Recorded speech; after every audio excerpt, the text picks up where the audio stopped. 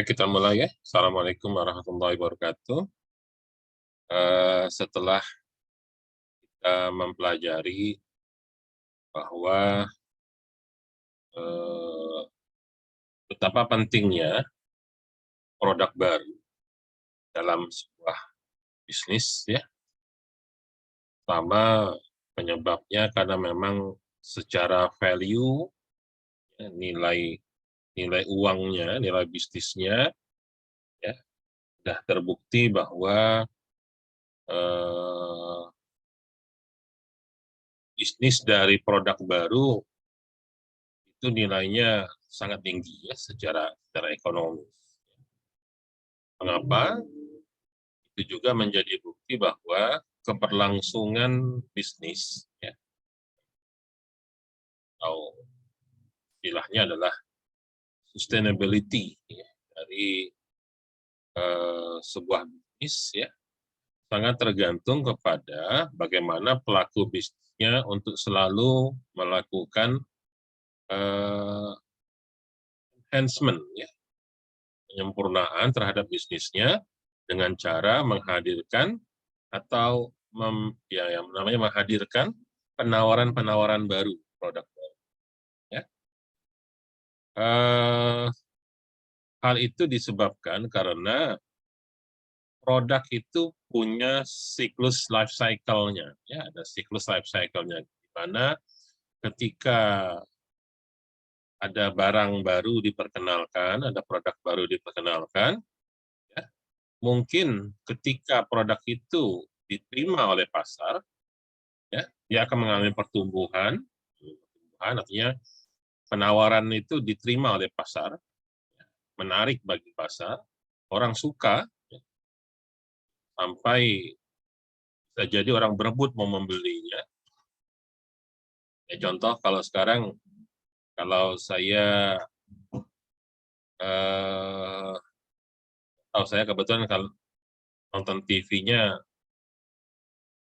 eh, lewat internet, ya, jadi kalau nonton di channel News Asia, ya, atau beberapa TV di luar, ya, sering muncul berita-berita tentang Olimpiade musim dingin di Beijing sekarang, ya,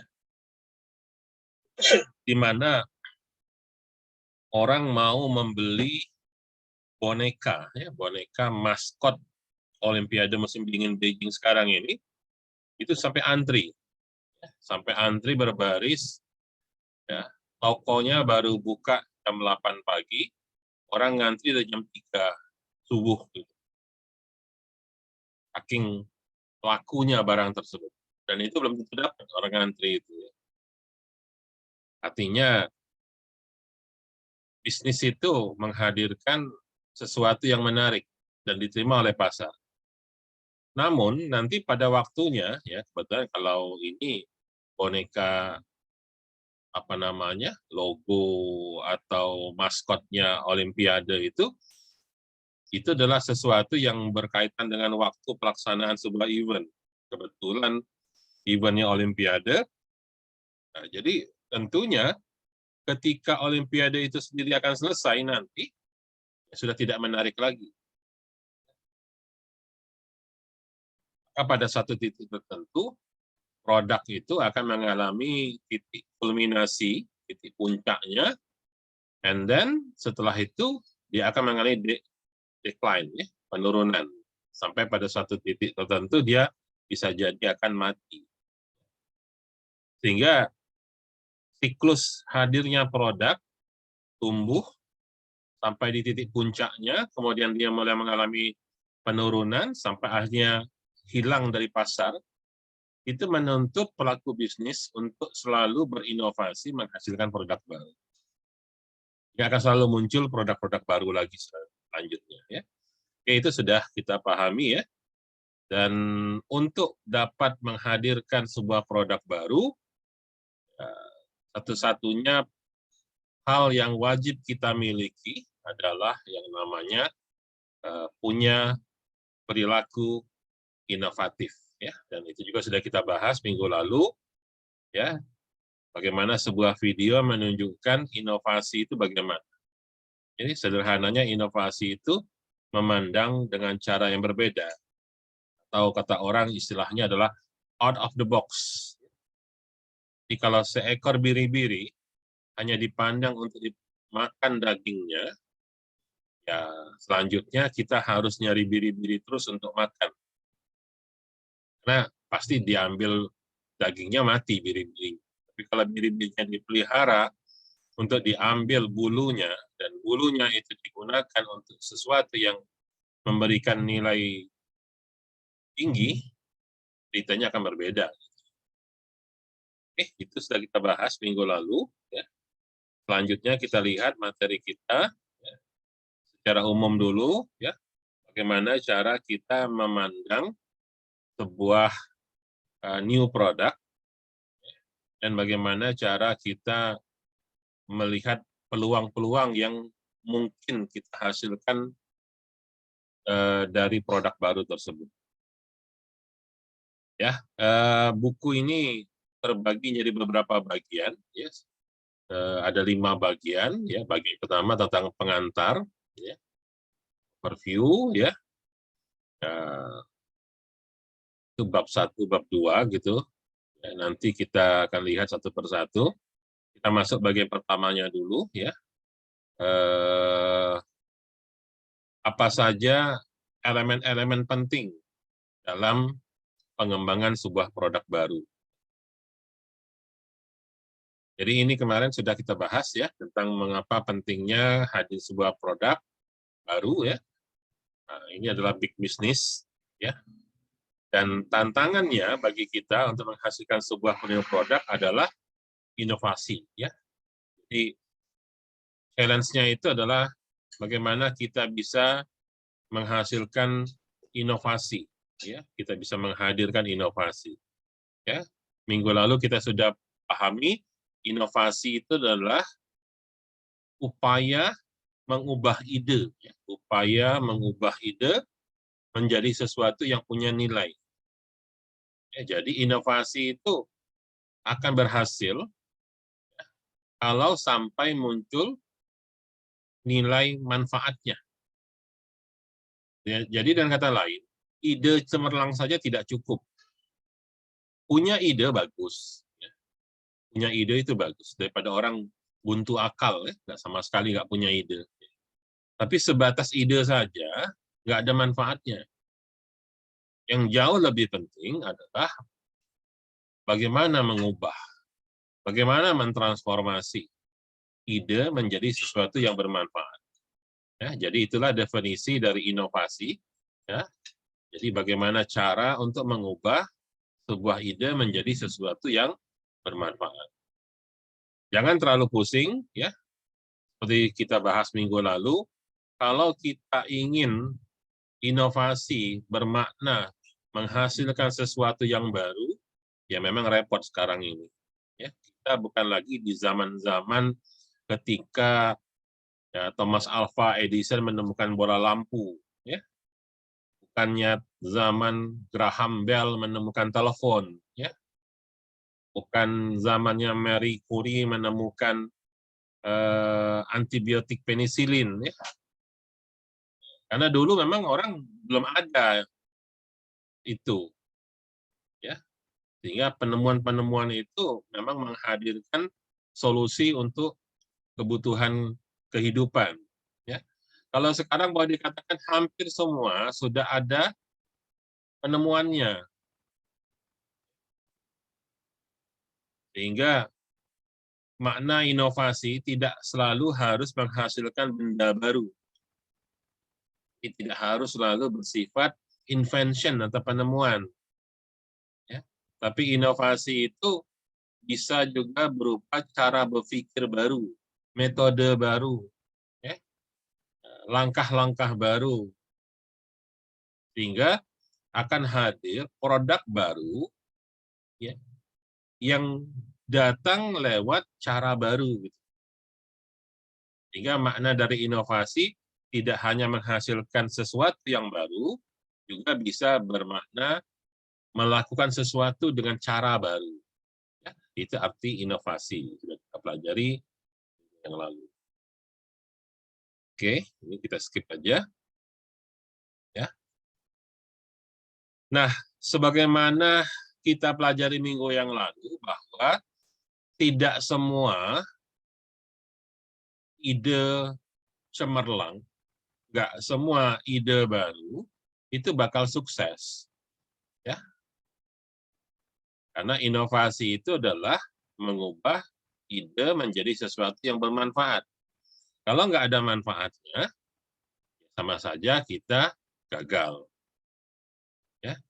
Jadi di sini ditunjukkan best practice, ya. Best practice itu dari pengalaman-pengalaman terbaik dari contoh-contoh yang sudah pernah ada di dunia ini, ya, bahwa dari 100 ide, ya, kurang 70% yang lolos tahap awal, seleksi awal, tahap screening awal. Ya.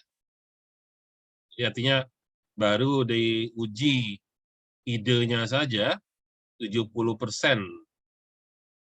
ya, kurang dari 70% yang bisa lolos. Artinya ada sekitar 30%-an yang merupakan ide-ide yang dianggap gagal. Ya, sama seperti kalau kamu sedang kebingungan ingin membuat skripsi, terus datang menghadap dosen untuk mengajukan judul, belum tentu semua ide kamu itu diterima. Ya. Belum tentu semuanya itu diterima. Nah, bisa saja ide kamu mungkin orang lain udah lama ngerjain gitu loh. Kemudian di sini dikatakan kurang dari 50%. Kurang dari 50% yang lolos dari tahapan evaluasi dan pengujian. Artinya kalau kamu sudah bikin proposal, terus ujian sempro, ya katakanlah, kalau memang betul-betul mau dilaksanakan secara benar, gitu ya, secara ketat, gitu, ya mungkin kurang dari 50% yang lolos ujian sempro. Gitu. Kenapa? Sangat banyak usulan-usulan skripsi mahasiswa itu sesuatu yang sudah terlalu banyak dikerjakan orang. Ya, kamu ngulang-ngulang aja. Hanya ngubah judul dengan cara mengganti lokasi yang paling sering gitu ya. Saya lihat kebiasaan anak SI itu ya. Kebiasaan anak SI ini saya bilang. Ya, tapi ya itulah ya. Mungkin di jurusan kita atau di fakultas kita masih belum tepat ya.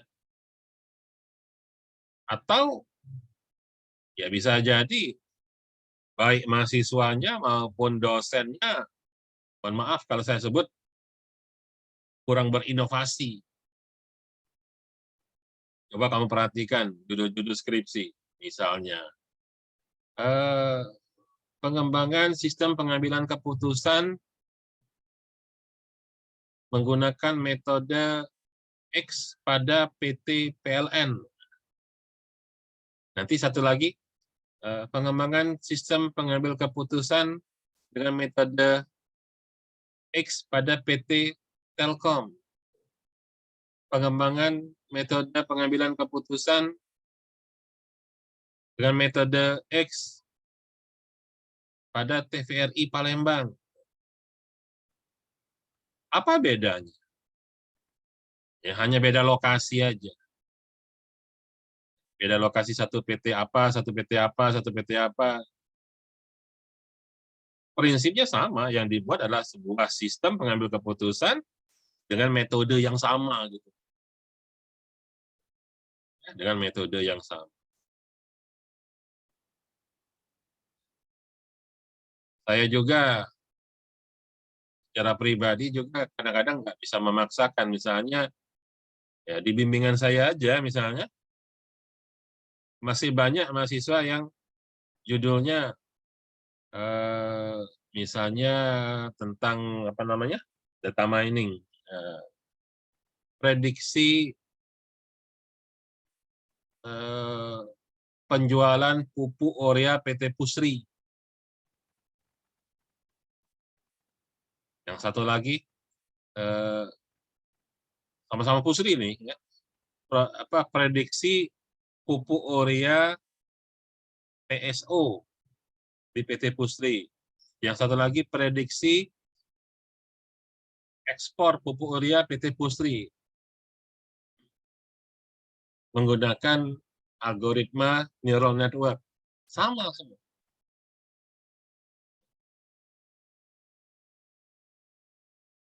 Nah, biasanya saya kalau ketemu mahasiswa-mahasiswa yang sudah dibimbing tetap saja kekeh, artinya memang nggak bisa dipaksa untuk berinovasi lebih dari itu, ya sudahlah, jadilah gitu ya.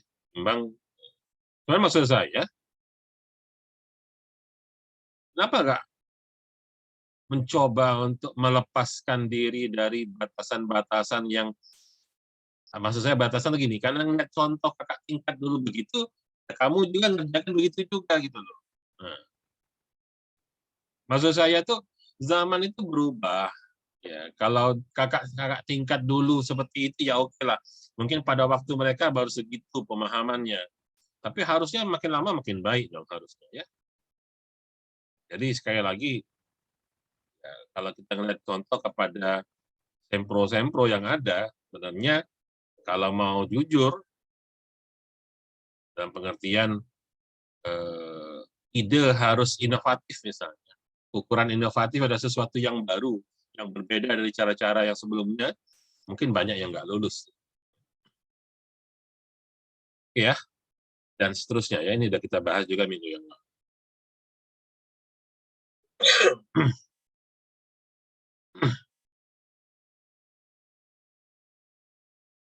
Ya, kemudian best practice juga dari perusahaan-perusahaan top dunia, ya kenyataannya bahwa keuntungan perusahaan itu sekitar 49% datangnya dari produk-produk yang baru mereka perkenalkan dalam waktu 5 tahun terakhir. Ya, jadi bisa saja sebuah perusahaan itu sudah berdiri berpuluh-puluh tahun, ya. Bisa saja ada produk-produk yang sudah legend, sudah lama ada, ya. Tapi kenyataannya keuntungan perusahaan-perusahaan besar dunia itu pada umumnya 49% datang dari produk baru yang mereka perkenalkan 5 tahun terakhir. Itu kenyataannya. Sebagian ada sekitar 21% juga ada. Ya. Jadi artinya apa? Di sini ingin menunjukkan secara prosentase kehadiran produk baru itu cukup signifikan mempengaruhi pendapatan atau revenue dari perusahaan. Ya, di sini memang perlu dituntut untuk selalu berinovasi, menghadirkan produk-produk. Coba perhatikan ya, contoh-contoh perusahaan top dunia, ya, Unilever misalnya, ya, P&G, ini yang produk-produk harian yang kita selalu pakai, ya, selalu pakai. Coba P&G aja, ini para cewek-cewek, perempuan-perempuan ini biasanya, kamu pakai sampo apa? Ya, sampo aja. Ya.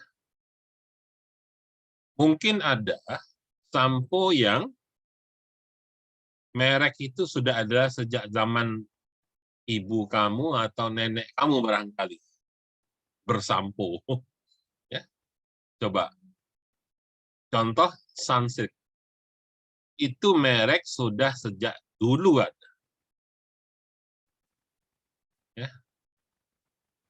Saya yakin merek Sunsilk itu sudah dipakai orang sejak kita ngomong tahun 70-an aja. 70-an, 80-an. Itu sudah ada merek Sunsilk. Tapi Sunsilk yang varian tertentu, kita perhatikan kalau kamu pergi ke swalayan, ya toko swalayan, deretan-deretan sampo itu coba perhatikan gitu loh. itu akan selalu ada varian-varian baru. Gitu. Sebab kalau dia bertahan dengan varian lamanya, ya mungkin akan ada orang yang suka dengan varian tertentu, tapi kecenderungan orang akan selalu mau mencoba yang baru. Lihat betapa banyaknya varian-varian baru dari sampo dan sabun. Itu baru sampo dan sabun saja. Belum lagi, ya ini para perempuan lagi nih, selalu jadi pasarnya, jadi marketnya. Apa coba? Segala macam krim, ya perhatikanlah. Saya yakin zaman nenek-nenek kita dulu, ya berhias dengan bedak itu udah cukup barangkali. Tiba-tiba ada yang berinovasi menghadirkan krim ini, krim itu ya. Saya aja bingung kadang-kadang ada istilah krim pagi, krim malam, krim siang, macam-macam lah itu. Orang dulu nggak ada pakai krim-krim itu, oke aja gitu. Ya tapi kenyataannya laku gitu.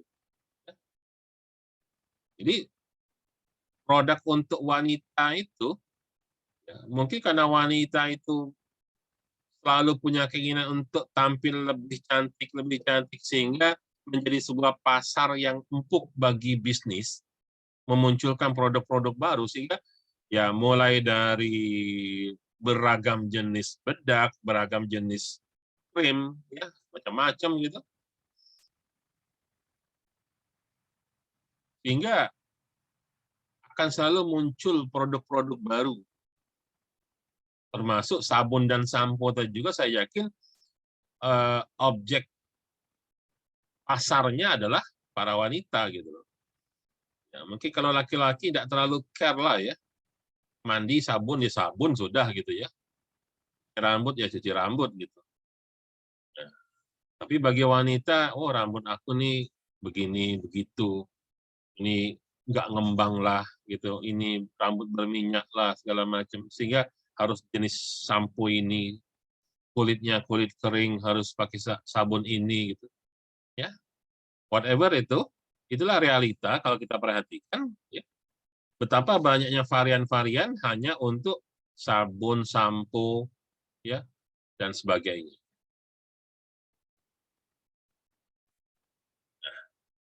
Jadi kenyataannya juga bahwa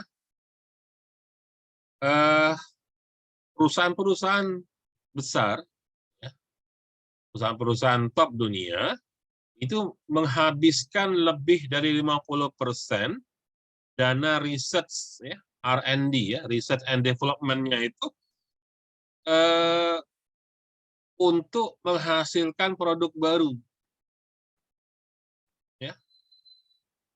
Jadi 50% dana mereka itu habis untuk research and development.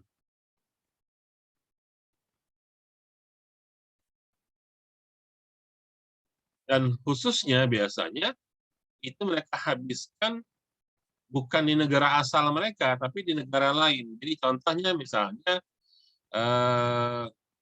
ya ING itu perusahaan dari mana gitu ya, dari Eropa misalnya. Ya mereka berpikir bahwa produk-produk yang biasa dipakai oleh orang Eropa belum tentu cocok untuk orang Asia. Maka mereka coba lihat orang Asia butuhnya seperti apa misalnya dan sebagainya. Ya, jadi di sini kembali lagi kepada kenyataannya bahwa perusahaan-perusahaan top dunia itu memiliki yang namanya global innovation culture, ya, budaya inovasi global. Jadi kalau Anda ingin sukses dari perusahaan top dunia, maka dalam perusahaan Anda harus punya budaya inovasi global.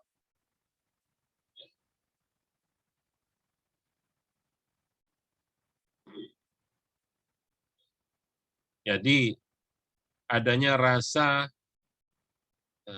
adanya kesadaran, ya, ya, being aware of differences, adanya kesadaran bahwa ada perbedaan dalam bisnis dan budaya-budaya, ya, dalam dunia global. Artinya maksudnya apa? Perilaku konsumen di suatu tempat itu berbeda dengan perilaku konsumen di tempat yang lain. Dan itu menjadi peluang untuk menghadirkan produk baru. Itu menjadi peluang untuk menghadirkan produk baru. Ya. Maka kalau kamu perhatikan pendekatan-pendekatan marketing, ya, beberapa produk menggunakan pendekatan lokal, ya, untuk meyakinkan pelanggan bahwa ini memang khusus untuk kita, gitu ya, untuk orang lokal. Ya. Contoh, misalnya sabun, paling sederhana nih, sabun. Saya yakin daun sirih hanya dikenal oleh orang Asia. Daun sirih, ya, hanya dikenal oleh orang Asia. Asianya pun barangkali Asia Tenggara lah, Indonesia, Malaysia, gitu ya, Brunei, gitu. Daun sirih. Kemudian ada sabun yang katanya menggunakan ekstrak daun sirih. Sehingga ketika itu dipasarkan, selalu digunakan jargon-jargon pemasaran seolah-olah ini memang produk asli lokal, gitu ya, berdasarkan apa namanya itu, berdasarkan budaya setempat, kebiasaan-kebiasaan masyarakat setempat yang sudah sejak zaman nenek moyang dulu memanfaatkan daun sirih untuk kebersihan. Ya. Dengan membawa-bawa sedikit bahwa ada riset menunjukkan daun sirih memiliki efek antibiotik. Ya, intinya untuk menjaga kebersihan, sehingga itu memang pantas digunakan untuk jadi pembersih. Nah, ini sabun. Persoalannya adalah perusahaan yang membuat sabun dari daun sirih tadi adalah perusahaan yang berasal dari luar Asia, gitu loh. Mereka mikir, kita tidak. Itu satu, ya. Jadi pendekatan lokal untuk dijadikan dasar pemasaran nantinya. Ada lagi yang sering kita orang Asia ini selalu melihat luar negeri itu sesuatu yang hebat. Jadi ada kecenderungan kalau barang luar negeri selalu dianggap bagus. Nah, pendekatan itu juga dipakai. Contoh misalnya, ada beberapa iklan, lupa saya, sabun juga sih, sabun apa ya? Lupa saya. Merek apa ya, lupa. Di TV itu sering iklannya. Yang ekstrak daun shizu. Daun shizu itu adalah daun yang di Jepang lalu digunakan untuk pembersih. Lupa saya, merek apa sabun daun shizu, sering di TV itu. Dan itu dibawa ke Indonesia. Seolah-olah sesuatu yang dari Jepang itu bagus, gitu. Ya, saya nggak tahu sabun sirih tadi pernah nggak dijual di Jepang, ya?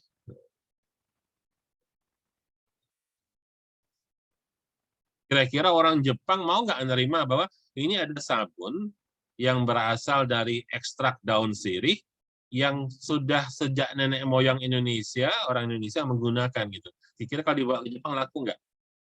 Kira-kira kalau dibawa ke Rusia laku nggak? Tapi kenapa kita mau menerima sesuatu yang tadi misalnya daun shizu adalah daun yang sudah sering digunakan oleh orang Jepang. Kita suka pakai barang-barang dari luar. Tapi intinya di sini adalah kita selalu diperkenalkan dengan produk baru, ya. Tinggal pendekatan produknya itu apakah mengangkat nilai-nilai budaya lokal yang kita angkat, atau justru kadang-kadang kita membawa dari luar untuk diperkenalkan sebagai sesuatu yang baru. Ya, ya, tuh. Secara bisnis ini ya, kita harus punya yang namanya global innovation culture. Jadi perusahaan-perusahaan dengan budaya inovasi global ini, contohnya P&G ya, Procter and Gamble. Ya. Jadi kalau kamu lihat P&G itu berapa macam jenis sabun, berapa banyak macam jenis sampo ya. Belum lagi ada krim ini, krim itu, ini para wanita pasti tahu lah ya. Produk-produk keluaran dari P&G. Mereka melakukan riset di berbagai macam negara, ya, yang pada akhirnya itu tadi memperkenalkan budaya-budaya setempat untuk menjadi jargon mereka, seolah-olah itu memang berasal dari setempat, kebudayaan setempat, kebutuhan setempat. Ya. Jadi ada sampo untuk orang Asia, ya. Ada sabun khusus untuk kulit orang Asia, gitu. Tapi nanti di satu kala waktu mereka menjual ini sampo dari Prancis. Orang kita tergila-gila membelinya gitu, dengan harga yang mahal gitu, dan sebagainya. Ya. Itu juga Apple ya. Apple sebagai perusahaan komputer ya. Mereka nggak hanya merancang berdasarkan bagaimana orang Amerika, karena mereka sadar penggunaan gadget itu bukan hanya orang Amerika.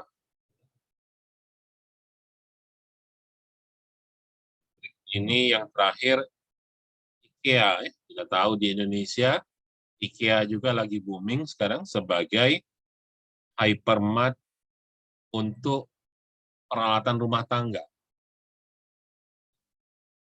Ya, kalau di Jakarta tuh IKEA tuh ada di SD kalau tidak salah. Ini perusahaan dari Swedia kalau tidak salah. IKEA. Bagaimana mereka bisa mengenali kebutuhan alat-alat rumah tangga. Ya.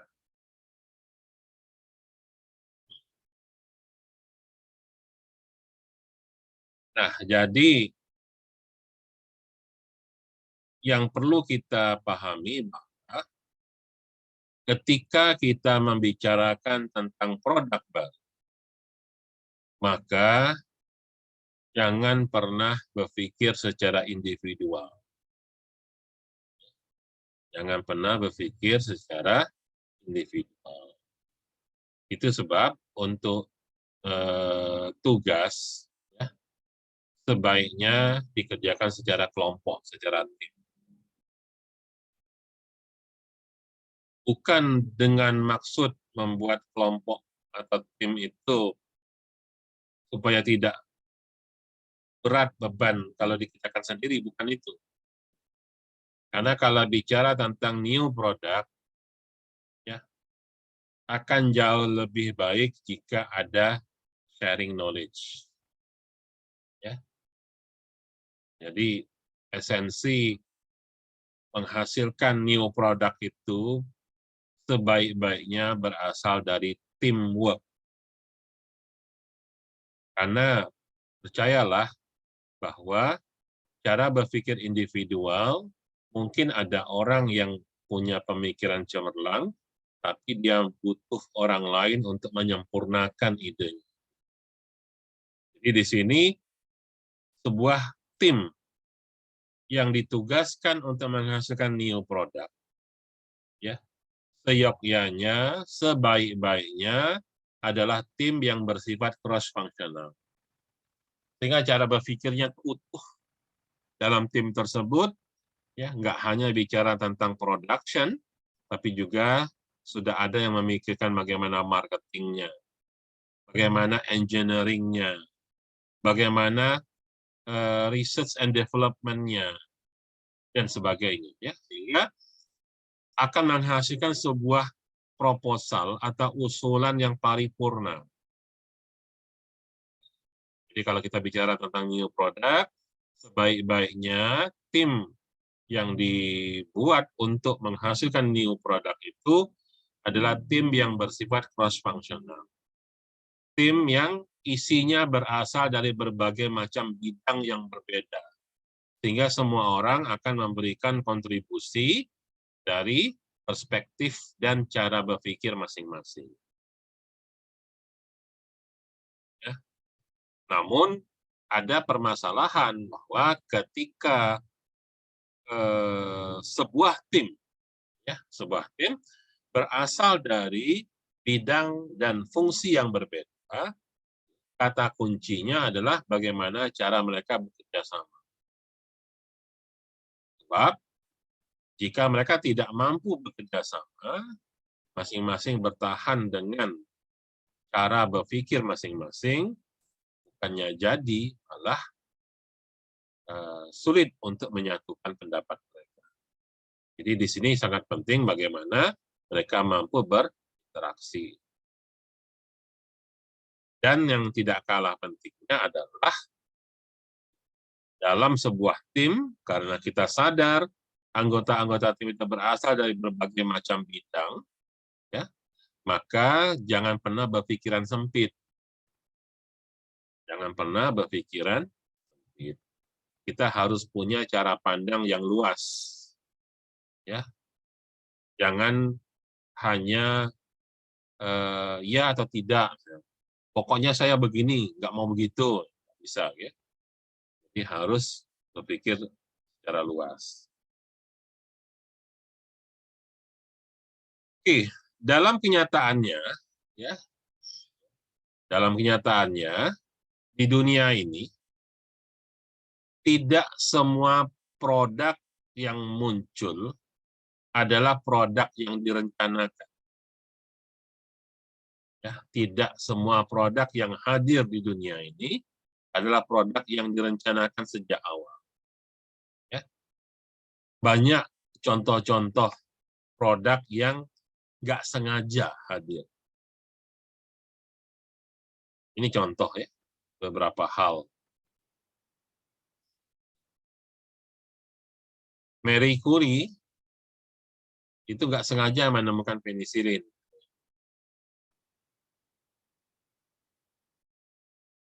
Oven microwave itu nggak sengaja ditemukan.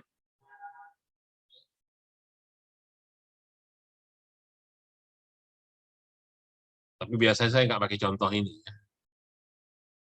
Contoh yang paling mudah, ya, untuk barang yang nggak sengaja ditemukan, terus jadi barang laku besar itu, sampai sekarang menurut saya belum, kalau yang terakhir-terakhir ini, ya, ini kan cerita zaman dulu semua ini.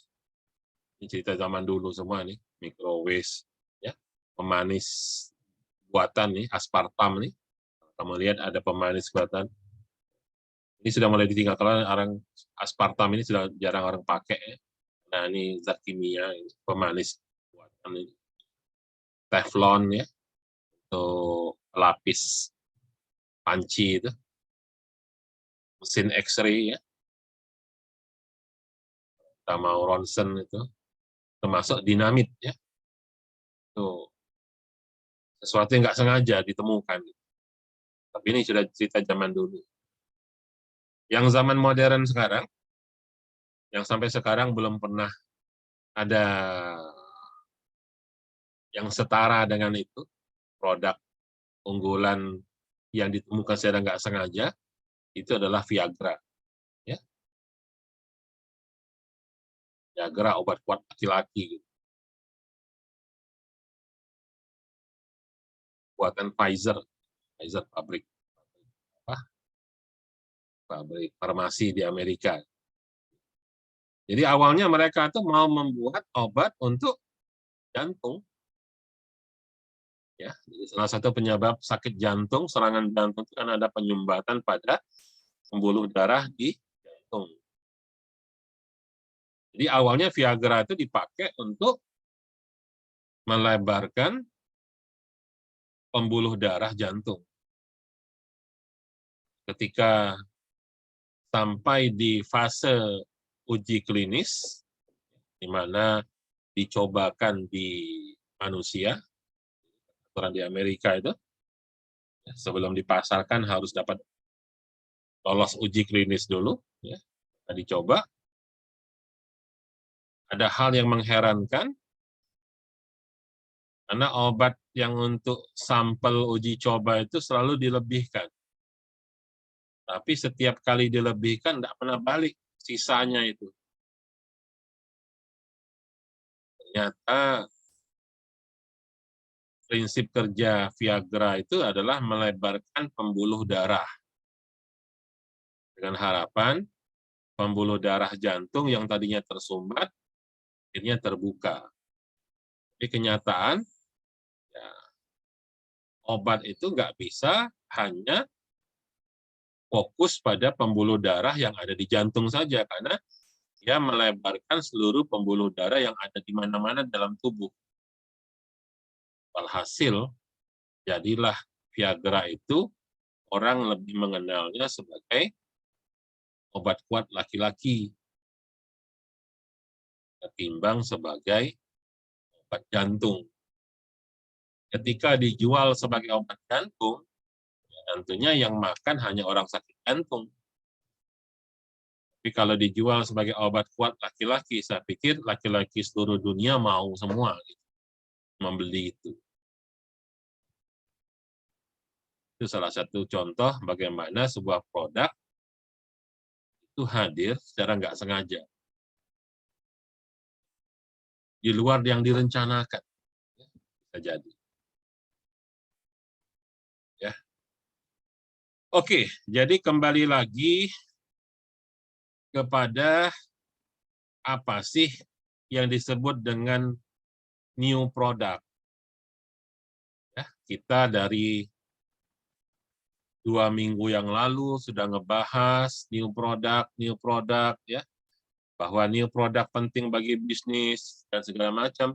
Minggu yang lalu bicara tentang inovasi, bahwa new product datang dari inovasi. Ya. Jadi kita juga sudah melihat bahwa inovasi tidak selalu harus sifatnya invention atau penemuan. Inovasi itu bisa memang betul-betul menghasilkan barang baru atau cara baru. Memang sesuatu yang baru atau cara yang baru. Nah, makna yang baru itu pun, istilah new-nya itu bisa berarti sesuatu yang memang radikal, tadinya nggak ada jadi ada, atau barunya itu bersifat bukan yang radikal. Jadi perubahannya itu sedikit demi sedikit. Asal beda, sudah kita sebut baru. Itu namanya improvement. Ya, yang kalau kata orang istilahnya barang lama tapi casing baru, improvement.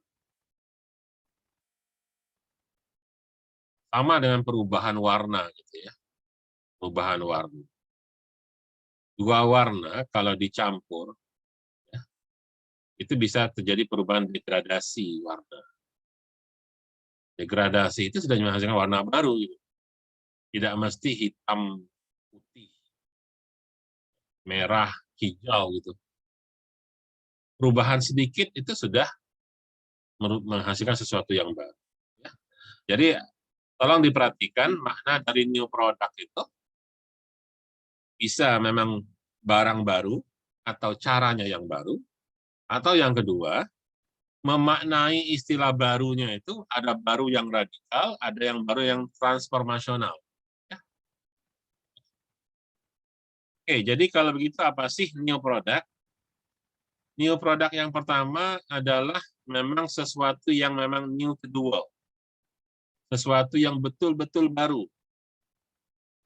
Sesuatu yang memang sebelumnya nggak ada, terus jadi ada. Dan ini biasanya jumlahnya nggak terlalu banyak, hanya sekitar 10%. Ya, jadi new to the world inilah yang namanya invention atau penemuan. Saya yakin jenis ini sudah sulit kita lakukan. Karena di zaman sekarang, apalagi sih yang belum kita temukan gitu.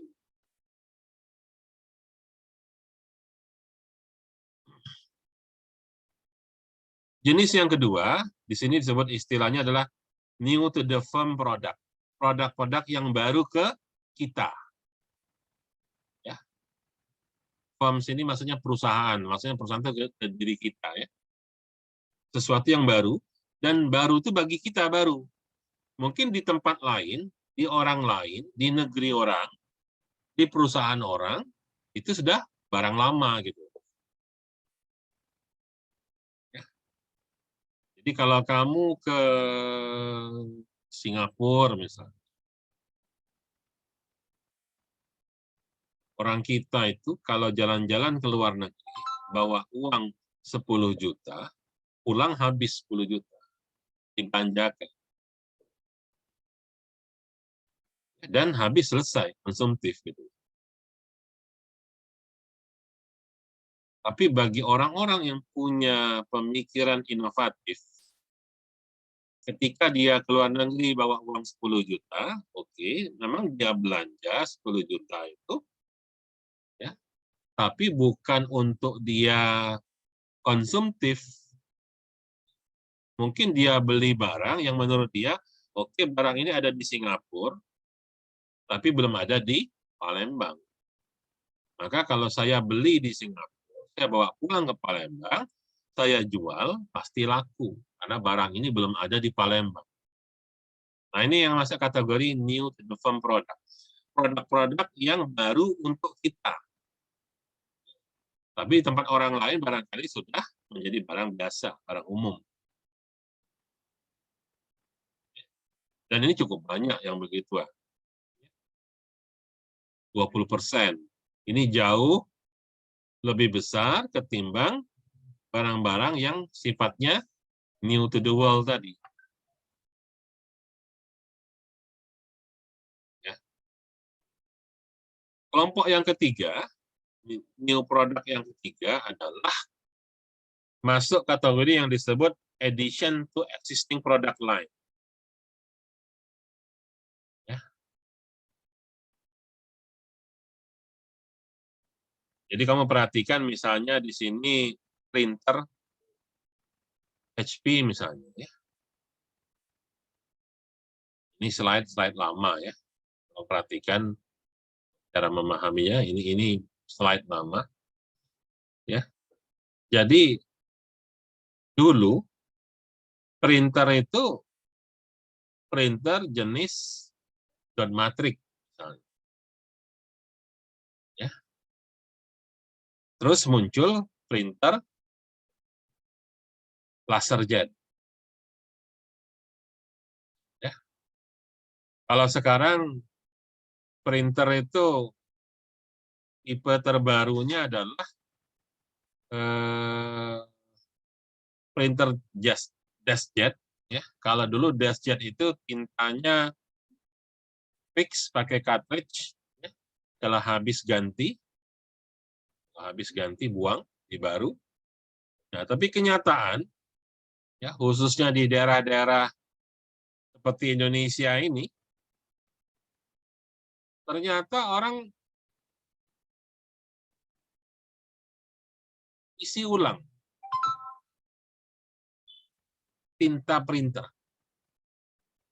Ada aja akalnya. Isi ulang tinta printer. sehingga penjualan cartridge printer itu menurun. Alhasil, ya, pabrik printer daripada produk mereka buat tidak laku karena orang pada isi ulang tinta, maka dia sekalian bikin printer yang bisa diisi ulang cartridge-nya. Sehingga jadilah produk baru. Jadi sebenarnya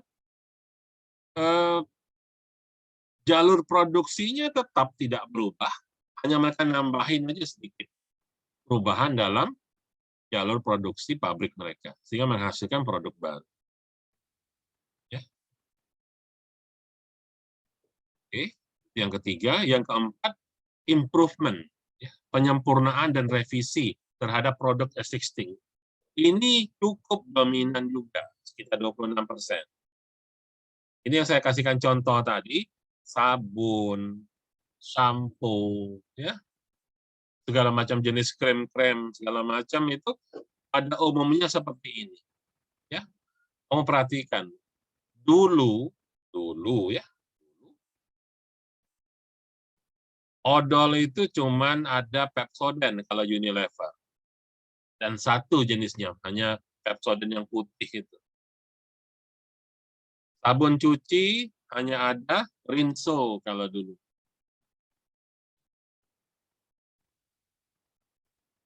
Sabun mandi Lux, nah, kalau dulu.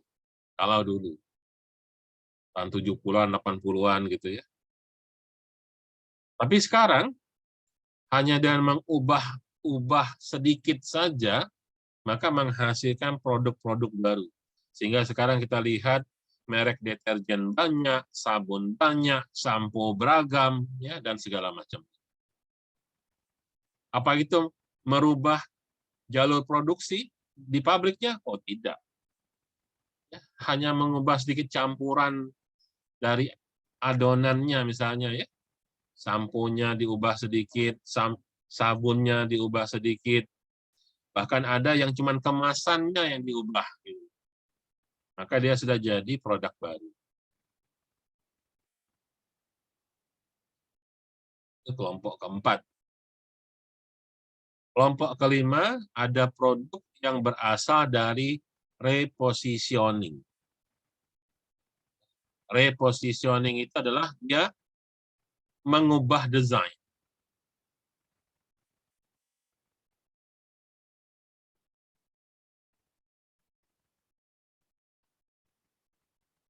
Ya, mengubah posisinya. Contohnya yang tadi, obat Viagra tadi. Ya, awalnya adalah obat jantung, terus mereka ganti posisinya, bukan lagi dijual sebagai obat jantung, sebagai obat kuat.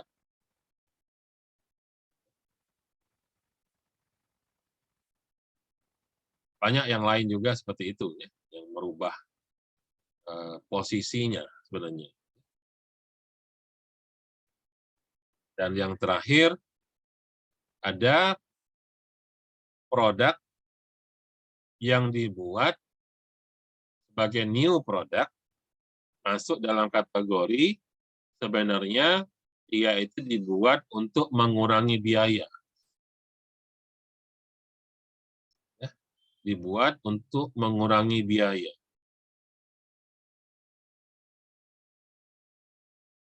Contoh, Garuda, ya, pesawat penerbangan Garuda, pada akhirnya harus menghadirkan CityLink.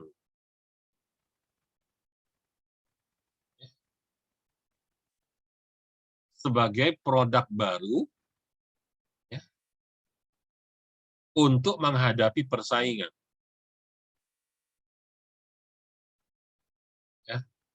Sebab jika tidak, dia akan kalah bersaing dengan penerbangan-penerbangan yang lain.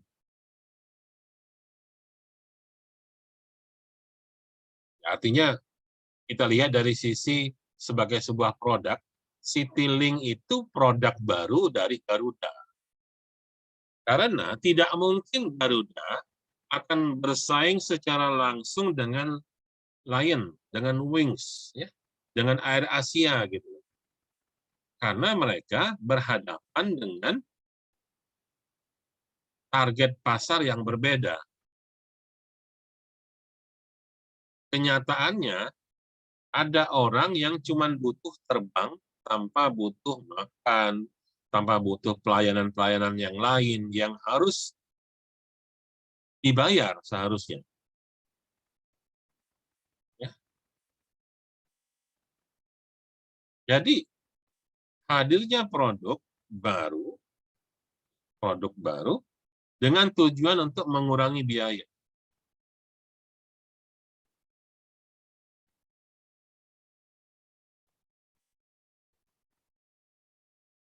Selain itu, contoh yang lain apa ya, misalnya untuk cost reduction ini, seringkali kalau barang, itu kemasannya biasanya. Kemasan. Oh ya, contoh ini minuman. Contoh minuman. Dulu, Coca-Cola, botolnya itu kaca. Termasuk kalau kita di Indonesia adalah teh botol. Makanya namanya teh botol. Sekarang kan aneh kan? Namanya teh botol, tapi dalam kotak.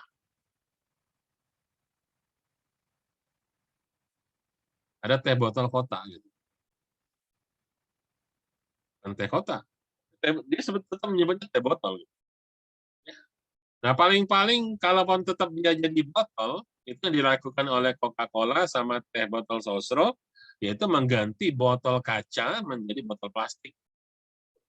Supaya namanya tetap teh botol, ya, tetap ya artinya kalau Coca-Cola, setahu saya zaman saya kecil dulu Coca-Cola itu dua macam. Yang umum adalah pakai botol kaca, yang harganya mahal itu adalah yang pakai kaleng.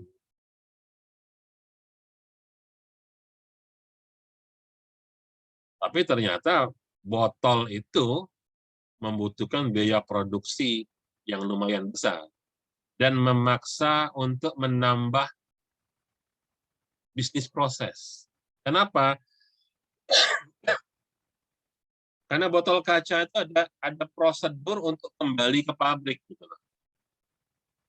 Jadi untuk diisi ulang. Jadi Coca-Cola itu mikirkan bagaimana ngangkut Coca-Colanya yang sudah berisi botol yang sudah berisi Coca-Cola untuk dijual, dipasarkan, itu berat karena yang diangkut itu air minum, ya, beserta botolnya. Nah, setelah laku terjual, ternyata nggak selesai urusan bisnis proses mereka itu. Kenapa? Mereka harus mikir gimana caranya botol yang sudah di tangan pelanggan tadi balik lagi sampai ke pabrik, karena botol itu harus diisi lagi. Sebab kalau bikin botol baru terus, ya cost-nya besar sekali. Tapi ternyata mengembalikan botol yang di tangan pelanggan sampai ke pabrik itu juga tidak sederhana. Itu juga butuh biaya. Yang udah pasti biaya angkut. Sehingga muncul sebuah ide untuk mengganti botol Coca-Cola, mengganti teh botol tadi, botolnya, dengan botol plastik. Sehingga kita tidak perlu mengembalikan botolnya. Tapi apa yang terjadi? Inilah menjadi penyebab rusaknya lingkungan.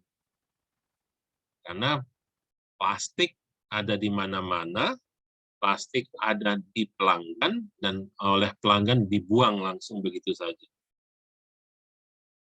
Kalau tadi masih botol kaca, mungkin yang pecah adalah berapa persen, tapi masih dominan botol kaca tadi kembali ke pabrik. Tidak terbuang di mana-mana. Tapi dari sisi produksi, bahwa mengubah Coca-Cola botol kaca, teh botol sosro dari botol kaca menjadi botol plastik, itu sudah menghasilkan produk baru yang bersifat cost reduction. Sekarang juga sudah mulai kecenderungan untuk bergeser ke arah menggunakan kotak kertas. Dengan asumsi kertas itu mudah untuk didaur ulang. Plastik juga masih bisa didaur ulang, tapi ya itu tadi ya. Makanya sekarang banyak orang mengumpulkan plastik, cangkir bekas aqua gitu ya, botol-botol plastik, itu untuk didaur ulang menjadi biji plastik lagi. Tapi tetap aja namanya plastik susah untuk didaur ulang. Oke. Jadi di sini ya, artinya apa? Ada 2, 4, 6 kategori new product. Jadi dengan kata lain, kalau Anda inovatif, Anda punya berpikiran inovasi, ya, jangan batasi, jangan pagar cara berpikir Anda, ya, jangan kungkung ruang berpikir Anda sehingga kebingungan sendiri, karena Anda tidak harus selalu dituntut inovasi itu menghasilkan new product yang sifatnya invention, new to the world. Tidak harus. Anda nggak perlu menjadi seorang Einstein, Albert Einstein, untuk menjadi jenius menghasilkan produk baru. Karena harus penemuan. Tidak. Banyak cara untuk menghasilkan new product. Persoalannya mau nggak berpikir. Ya.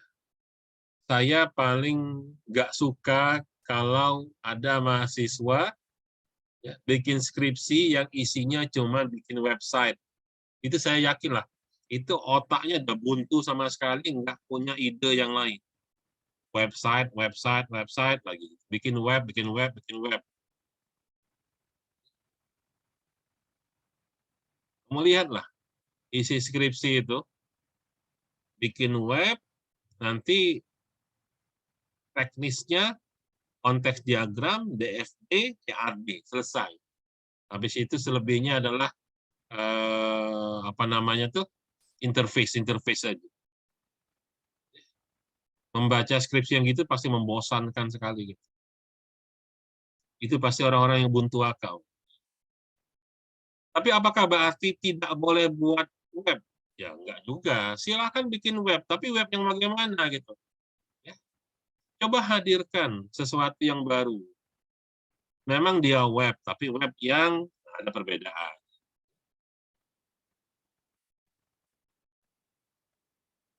Oke, ya.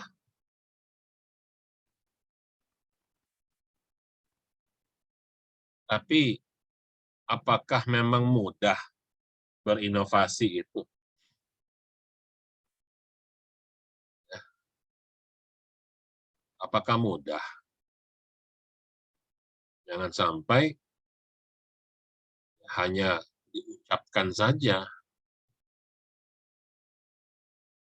Memang tidak sederhana. Tapi kalau mau diusahakan, maka sebetulnya menjadi seorang inovator, menjadi seseorang yang kreatif, itu tidak sulit. Persoalannya adalah ada niat nggak mau mencoba. Ya. Ada komitmen atau tidak untuk selalu berinovasi. Jadi, cobalah untuk mengejar kesuksesan ya dengan cara-cara baru, dengan cara-cara yang unik ya. Kita menghasilkan produk-produk baru, produk-produk yang superior yang berbeda dari orang lain, tapi bukan sekadar berbeda. Perbedaan itu karena ada nilai tambah. Perbedaan itu karena ada nilai tambah. ada value added-nya. Jadi, seperti saya katakan, bukan berarti buat skripsi dengan cara membuat website itu tidak boleh. Boleh, silahkan. Tapi di mana letak bedanya web yang kamu buat dengan web yang orang lain buat. Terus, nilai tambahnya di mana? Apa manfaatnya? Itu yang paling penting. Ya. Jadi, silahkan, ya, kalau bahasa saya itu, diliarkan cara berpikir kamu. Kamu harus liar cara berpikirnya. Silahkan diperluas. Jangan kungkung, jangan batasi. Jangan kasih pagar otak kamu itu dalam berpikir. Silahkan dibebaskan sebebas-bebas. Ya. Nah, jadi setelah kita memahami makna dari new product tadi, maka ada beberapa hal yang perlu kita ketahui dalam mempersiapkan sebuah produk baru. Kita harus tahu elemen-elemen penting yang akan kita temui dalam pengembangan sebuah produk baru. Ya. Yang pertama, kita harus tahu ada proses-proses atau ada tahapan-tahapan dalam pengembangan sebuah produk baru. Jadi proses dari new product itu dipelajari di bab 1 dan bab 2. Ya. Jadi ini yang perlu kamu pahami. Ya. Perlu kamu pahami nantinya. Ya. Ini juga untuk kamu belajar, kamu persiapan, ya, untuk memahami apa saja proses-proses dari new product. Jadi ada fase-fasenya. Ada fase-fasenya. Di mana fase itu, ya, mulai dari yang namanya mengembangkan konsep, terus kita evaluasi konsep itu, setelah kita evaluasi dan lolos, ya, hasil evaluasinya dinyatakan lolos, maka ide tadi kita develop, kita buat. Setelah kita buat, kita launching. Dan evaluasi pasca launching. Jadi ingat ya, fase dari sebuah produk baru itu dimulai dari mengembangkan konsep idenya. Ya, mengembangkan konsep idenya. Itu fase pertama. Silakan, susunlah konsepnya bagaimana. Idenya bagaimana, silakan disusun. Itu fase pertama.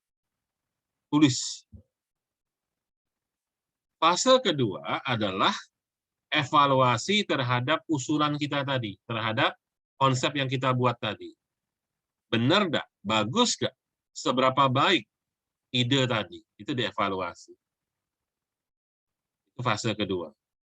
Fase ketiga, kalau lolos fase evaluasi, maka silahkan dikerjakan.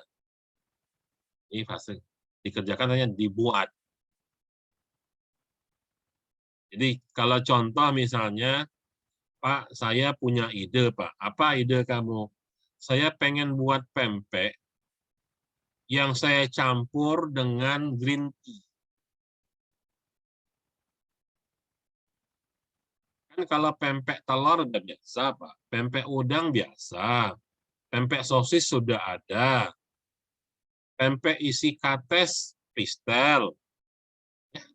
Pempek isi tahu, pempek tahu dikasih kuah, model namanya. Pempek dikasih kuah santan, celimpungan atau laksan. Ya. Saya mau menggabungkan budaya Indonesia, budaya Palembang, sama budaya Jepang. Orang Jepang itu minum green tea, matcha. Bagaimana kalau saya punya ide bagus apa? Idenya saya campur pempek dengan green tea. Jadi saya kasih nama nanti pempek green tea. Sebagai sebuah ide, silahkan. Kan saya bilang tadi, jangan pagari, jangan batasi cara berpikir kamu. Silahkan. Explore. Perluas ide kamu, silahkan. Ide yang paling gila pun silahkan. Nah, persoalannya adalah ketika kita masuk ke fase evaluasi, usulan tadi bisa dipertanggungjawabkan apa tidak. Oke, kita sekarang di tahap kedua, tahap evaluasi. Mari kita evaluasi ide kamu tadi, konsep kamu tadi. Seperti apa sih pempek green tea? Di situ nanti kita tawarkan usulan-usulan kamu tadi, bagaimana bagusnya. Jadi jangan baru dengar ide saja sudah ditolak. Ah, Apodio itu. Pempek green tea. Mana lemak? Belum dicoba, kan belum dibuat. Kita udah ngomong mana lemaknya. Jadi sebagai sebuah ide, silahkan. Idenya adalah mengkombinasi budaya Jepang sama budaya Palembang. Silahkan. Yaitu menggabungkan green tea dengan pempek. Oke, fine. Masalah nanti itu lolos evaluasi apa tidak, itu lain cerita. Ya, jadi fase kedua adalah evaluasi. Kalau lolos, fase evaluasi dinyatakan layak, silahkan kerjakan. Nah, ini fase ketiga, develop. Dan berhasil dibuat, berarti sudah lewat fase ketiga, development, maka masuklah ke fase keempat, yaitu launching atau pemasaran. Launching atau pemasaran. Kita harus memikirkan bagaimana cara memasarkan pempek green tea. Teknik marketing apa yang harus kita lakukan supaya pempek green tea itu laku. Itu fase launching, fase keempat. Dan terakhir, fase kelima disebut post-launch atau pasca launching. Pasca peluncuran maksudnya adalah fase evaluasi sejauh mana keberhasilan pemasaran terhadap produk baru tadi. Jadi setelah pempek green tea dijual, kira-kira laku nggak? Kalau tidak laku, jangan dipaksakan, nanti terus rugi. Segera stop. Tapi kalau memang laku, ya mungkin kita punya opsi untuk meningkatkan kapasitas produksi. Ya, itu yang akan dipelajari di bab 1 dan bab 2 tentang proses-proses atau tahapan-tahapan secara umum bagaimana sebuah produk dihasilkan. Selanjutnya nanti akan ada elemen yang kedua, ya, yang kita sebut sebagai PIC, Product Innovation Charter. Ya. Charter itu kalau bahasa Indonesianya sederhananya adalah kontrak, perjanjian.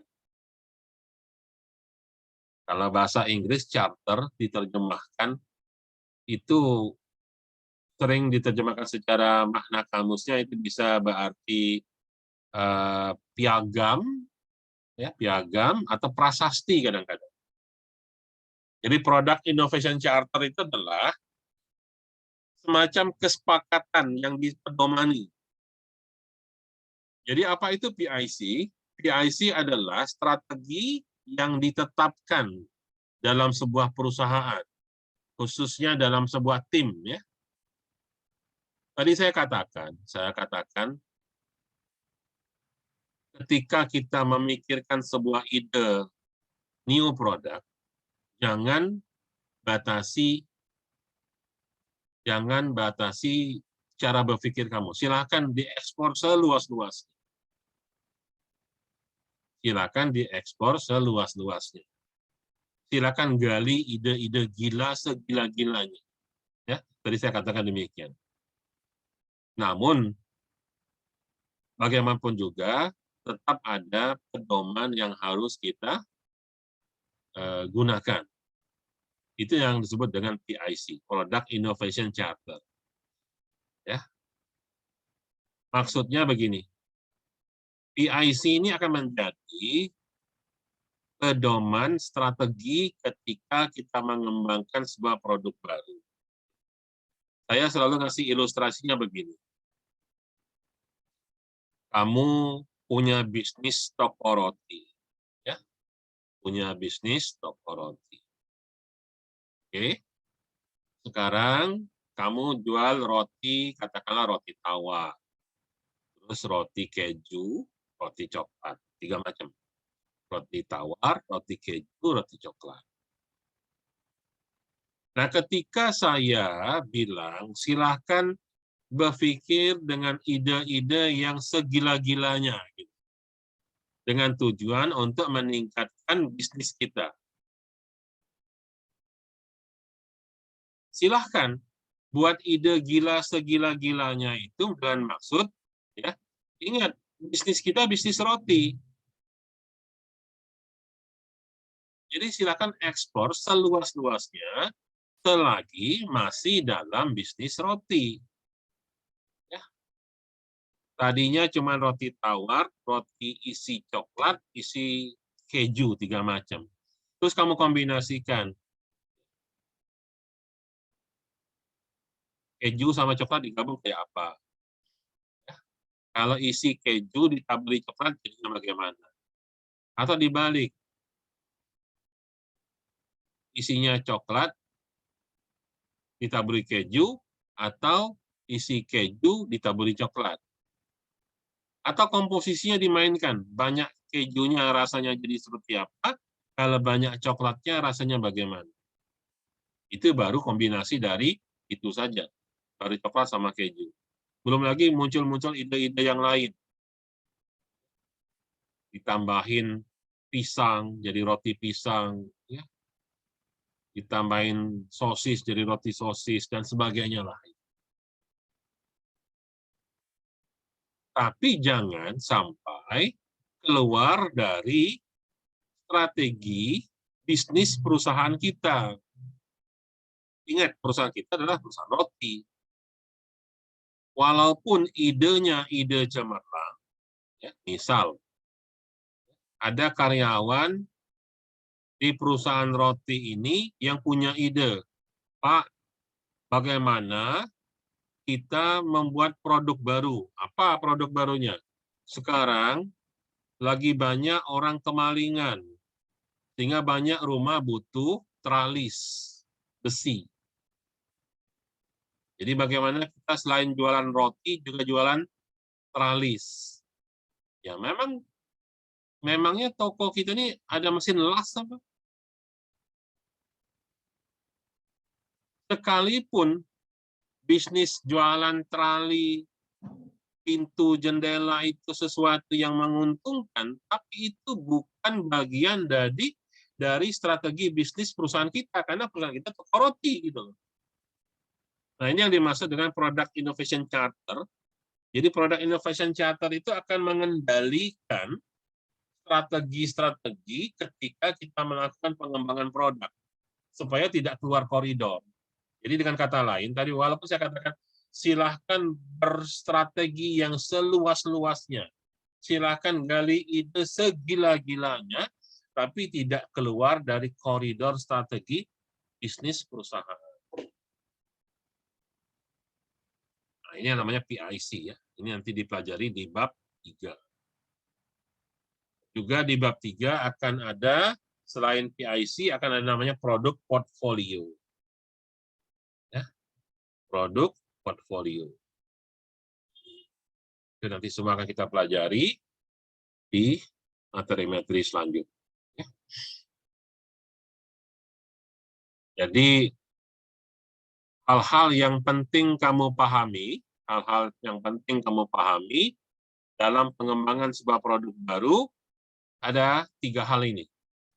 1, proses pengembangan new product, apa saja. Yang kedua, pahami apa yang dimaksud dengan PIC, Product Innovation Charter.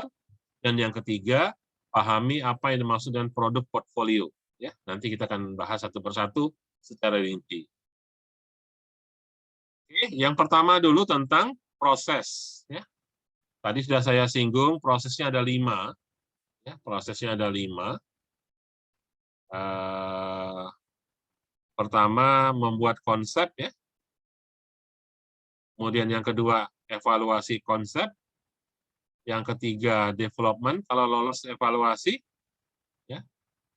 Yang keempat, launching. Yang kelima adalah post-launching.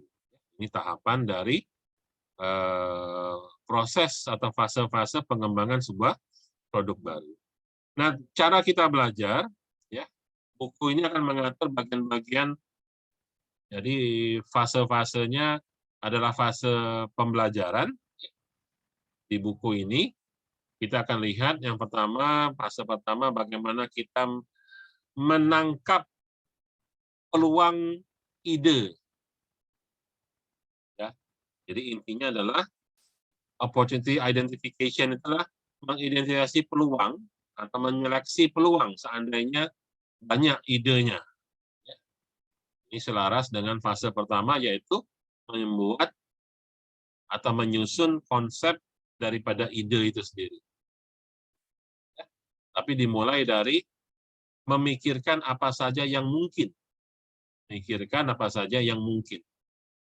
Yang mungkin itu kita sebut sebagai opportunity.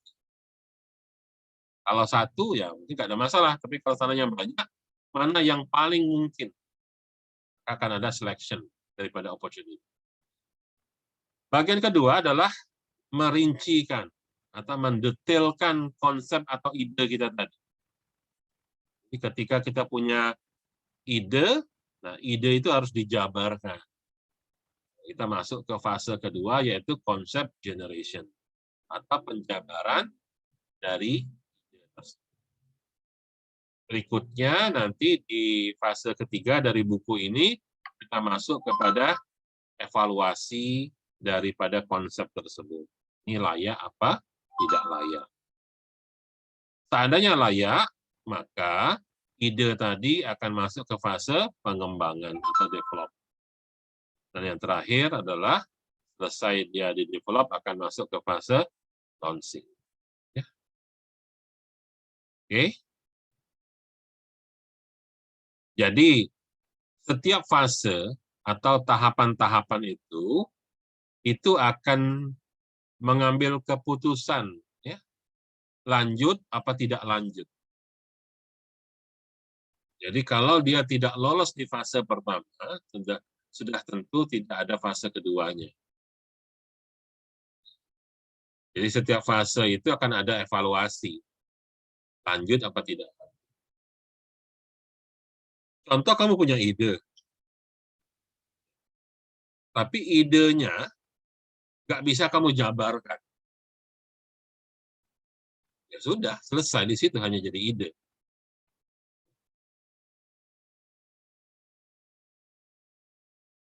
Pak, saya punya ide. Apa idenya? Idenya, saya mau buat aplikasi yang bisa digunakan untuk, nah, terserah untuk apa gitu. Pertanyaannya kan buat aplikasi itu. Kamu bisa ngoding nggak? Nggak. Nah, selesai. Selesai, udah. Kalau nggak bisa ngoding. Kan bikin aplikasi. Dia kan beda ya. Bisa ngoding nggak? Bisa lah dikit-dikit. Pelan-pelan nggak apa-apa. Tapi itu masih bisa gitu. Bisa dilanjutkan gitu. Ya, jadi setiap fase akan ada evaluasi, go atau no go. Namun, yang tidak kalah pentingnya adalah setiap produk yang kita tawarkan itu harus kita pikirkan juga, istilahnya di sini adalah time to market. Jangan sampai ketika sebuah produk di launching kelamaan. sekarang ketika ide itu muncul, memang itu adalah ide brilian, ide yang sedang dibutuhkan sekarang. Tapi karena kelamaan proses development-nya, ketika itu di launching, ceritanya udah basi. Nggak menarik lagi.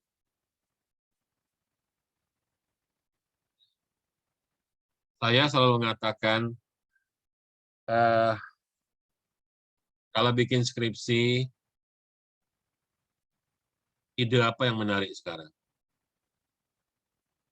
Pak, saya punya ide. Tentang apa? Tentang CRM, Customer Relationship Management. Bagus nggak? Bagus sih. Tapi kira-kira kalau jadi skripsi menarik nggak, Pak? Nggak, kalau menurut saya. Kenapa? Ngomongin CRM itu sudah nggak menarik zaman sekarang. Karena CRM itu ceritanya tahun 2000-an. Dulu tesis saya tentang CRM tahun 2003. Ketika memang ide tentang pelayanan pelanggan menjadi krusial ketika itu, ketika di Indonesia, ya, perusahaan-perusahaan monopoli sudah nggak bisa monopoli lagi. Harus menghadapi persaingan.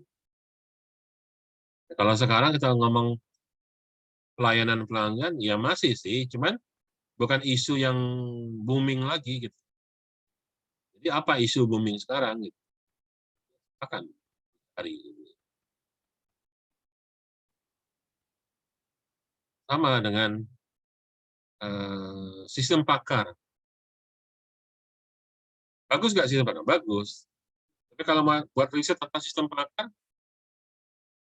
sekarang bukan lagi pakar, sudah orang ngomongnya artificial intelligence zaman sekarang. Jadi kan kalau cuman sistem pakar, hanya sistem bantu pengambilan keputusan misalnya,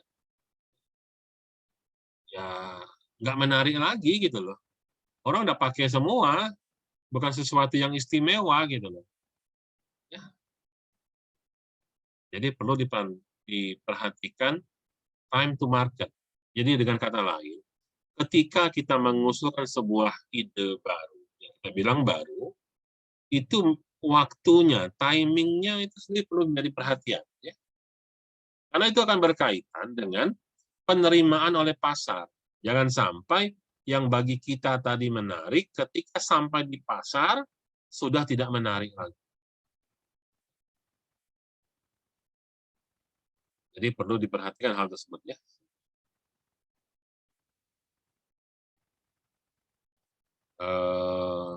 Ya ini juga dalam, ini nggak perlu lah ya. Third generation ini.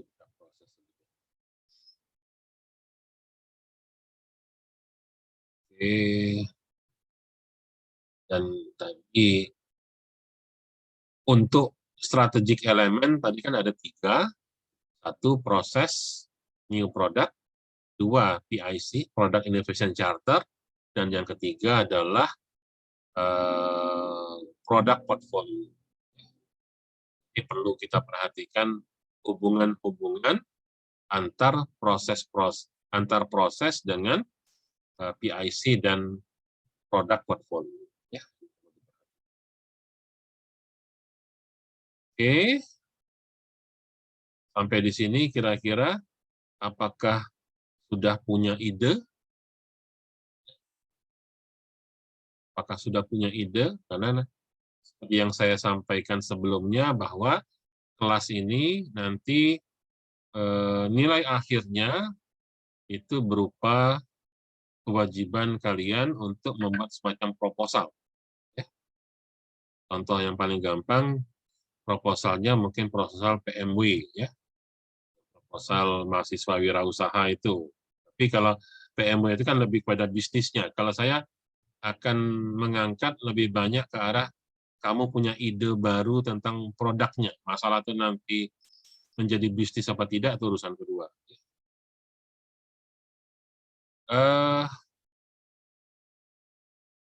Stella, kamu udah ketemu sama Rahma belum? Udah Pak, barusan juga di chat. Terus kata si Rahma lagi dimintain Pak sama itunya, apa adik kelasnya Pak, adik tingkatnya itu. Soalnya apa lupa juga si Rahma nyimpennya. Soalnya itu banyak Pak, zip katanya. Iya, memang dulu saya kasih banyak dulu. Jadi ada ada punya Vasco, juga ada punyanya Tekporia tahun apa ya? Apa saya? Coba saya lihat dulu ini. Ada nggak contoh file yang saya simpan nih? Eh, Mana saya simpan?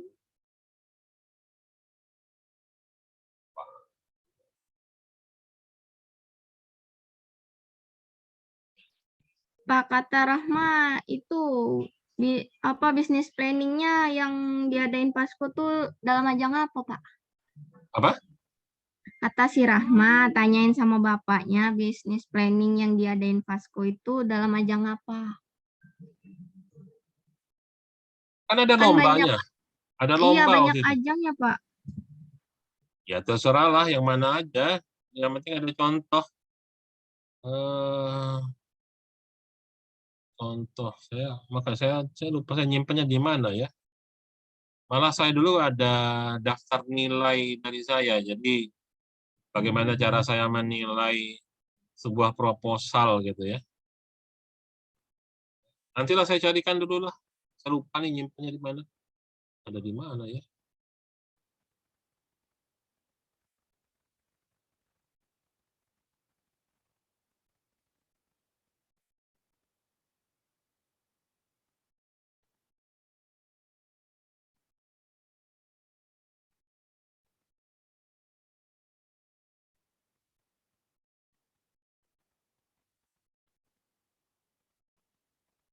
Eh, ini saya ketemu cuma ada form nilai, tapi rasanya ini form nilai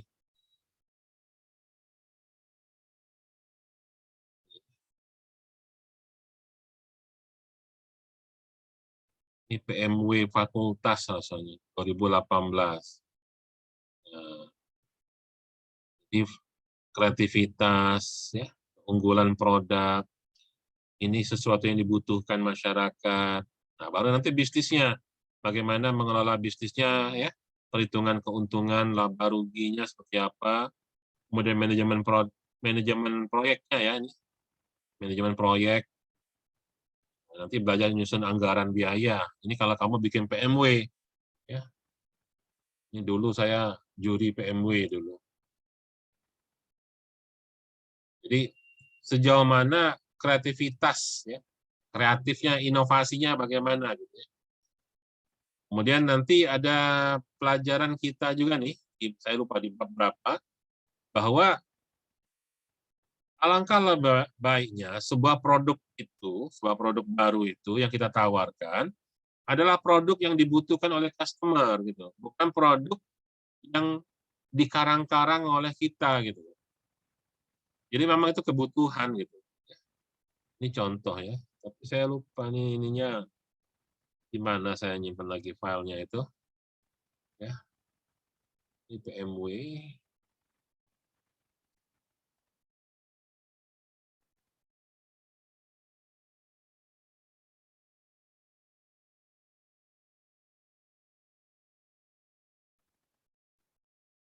Masku. Ya.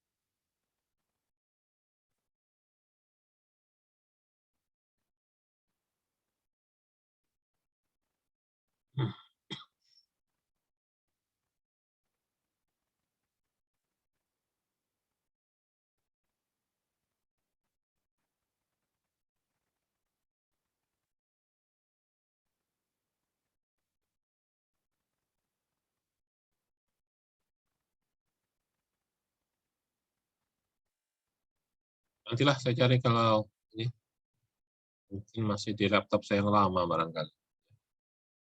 Oke, ya, sampai di situ ada yang mau ditanyakan? Ya. Jadi